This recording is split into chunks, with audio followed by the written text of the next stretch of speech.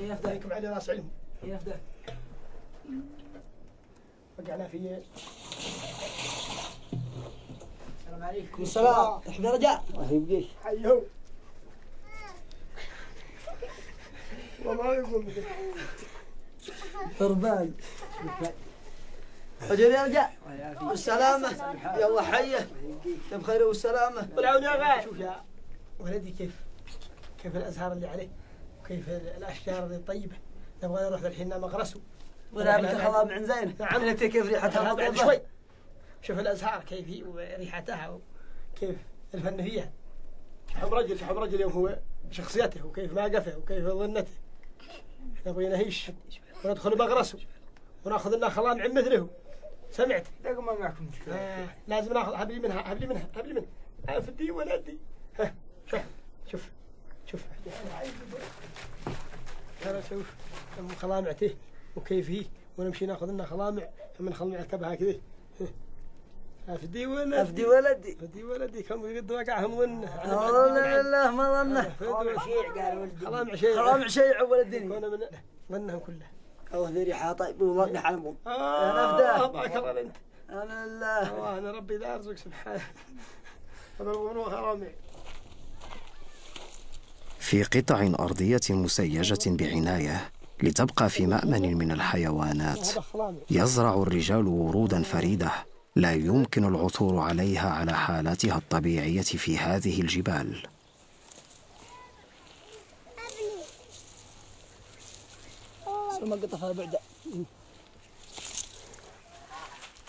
هذا الحيز المستوي والمحمي يستعمل أيضا كمكان لتجاذب أطراف الحديث.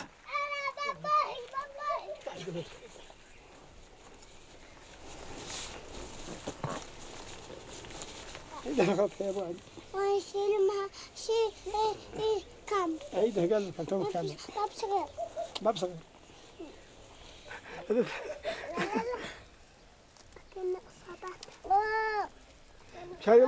إذا كان رجال هذه القبيلة يعتنون كثيرا بزينتهم وعطرهم، فهم أيضا محاربون ذو بأس شديد، يضعون الشرف فوق كل اعتبار.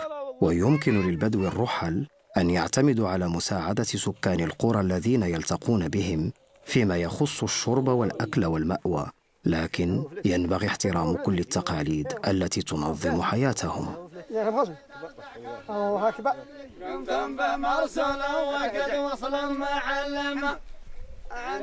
كل الفرص مناسبة للاحتفال والغناء والرقص، وتبقى هذه الاحتفالات خاصة بالرجال فقط.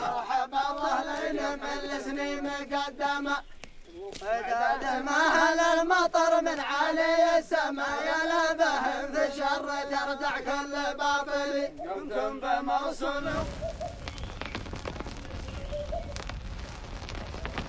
فيك الليل نظلم أهل الوفا والجود وأهل العلم الأولي. يا مرحبا وهلا من نسري مقدمة.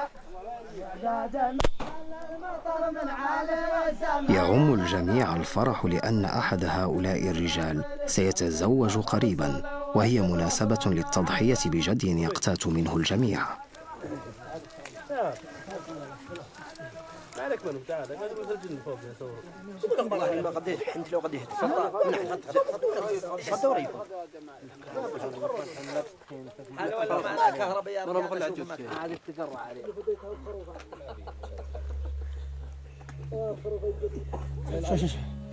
عند الانتهاء من الأكل يقدم البخور في قدسية متناهية رغبة في التطهر.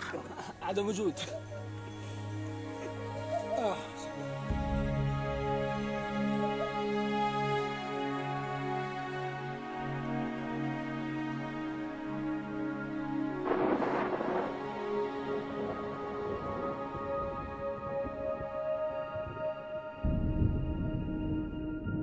وصل كل من نيكولا وباسكال ماريشو إلى أعلى قرية في جبل مسوار، اجتمع سكانها لاستقبالهم بحرارة بالغة وفقاً لتقاليدهم الأصيلة والضاربة في الزمن.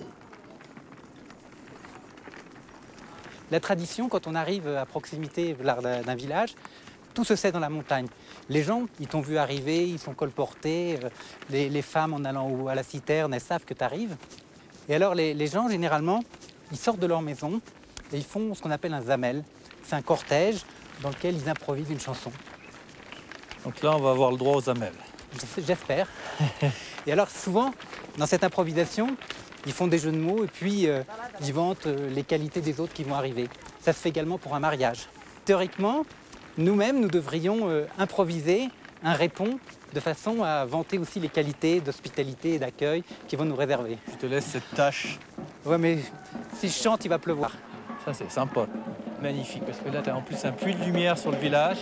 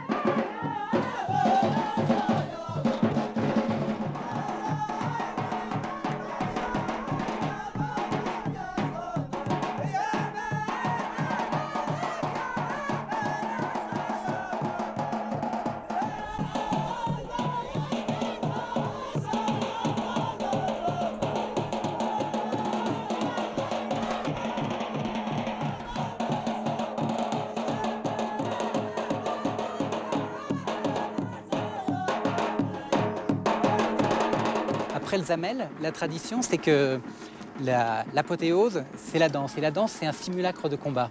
Mais en fait, c'est que les vertus guerrières, elles soient sublimées pour montrer non pas l'agressivité, mais tout le potentiel d'énergie qu'il y a dans la communauté.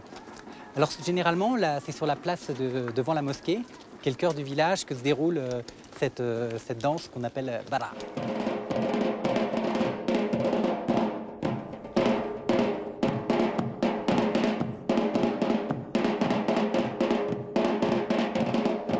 في أعالي اليمن أجيال متعاقبة عملت بدأب وتفان من أجل تشييد وصيانة وتطوير قرى رائعة وشبكة هائلة من المنخفضات الترابية المزروعة.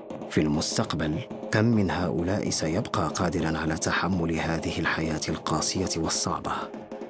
فإذا لبوا نداءات الحضارة الحديثة التي تتربص بهم في قاع الوادي، فإن الرياح الموسمية ستسوي خلال بضعة عقود فقط عمل مئات الآلاف من الرجال والنساء الذين نجحوا في تطويع الطبيعة وترويضها حتى تعم الفائدة على الجميع.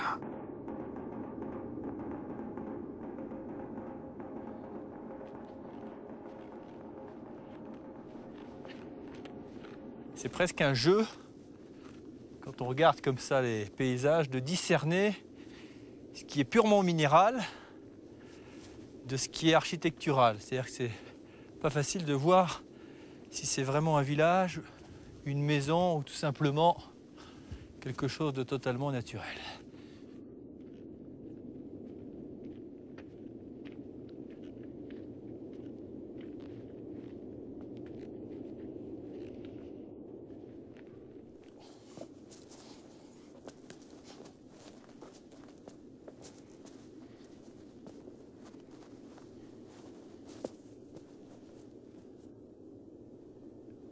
Superbe.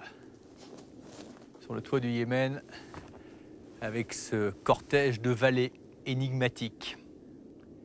Et à cet instant, un peu comme les nuages là, qui sont en train de grimper le long des parois, nous reviennent toutes ces images cumulées pendant ce périple. Et je crois que ce qui illustre le mieux cette impression, à cet instant, c'est la phrase de Paul Morand, cet écrivain voyageur qui avait dit « Voyager, c'est demander d'un seul coup à la distance ce que le temps ne pourrait nous donner que peu à peu. » Je crois que c'est assez conforme à ce sentiment d'avoir voyagé autant dans le temps que dans l'espace. On reste évidemment ébloui par cette faculté titanesque, génération après génération des Yéménites à modeler le paysage. Mais on garde à l'esprit que derrière le vernis trompeur des apparences, il y a une réalité hier et aujourd'hui lourde de peine et de souffrance, notamment pour les enfants, parfois livrés à eux-mêmes et soumis à rude épreuve. Mais au-delà de tout, s'il y a un enseignement à ce splendide voyage dans l'Arabie heureuse, c'est la phrase prononcée par l'un d'entre nous à propos de l'architecture et de ces millions de terrasses sculptées à flanc de montagne. Ici, l'homme prolonge l'œuvre de la nature.